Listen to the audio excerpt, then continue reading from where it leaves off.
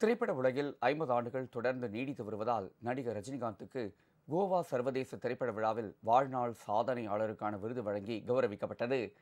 56வது இந்திய சர்வதேச திரைப்பட விழா கோவாவில் தொடங்கி நடைபெற்று வருகிறது. 81 நாடுகளைச் சேர்ந்த 240க்கும் மேற்பட்ட படங்கள் திரையிடப்பட்டன. நாடு முழுவதும் உள்ள திரைப்பட கலைஞர்கள் பங்கேற்றுள்ளனர். பல கலைஞர்கள் கௌரவிக்கப்பட்டு வருகிறார்கள். விழாவின் நிறைவு நாளான வெள்ளியன்று நடிகர் ரஜினிகாந்துக்கு வாழ்நாள் சாதனையாளர் விருது வழங்கி கௌரவிக்கப்பட்டது.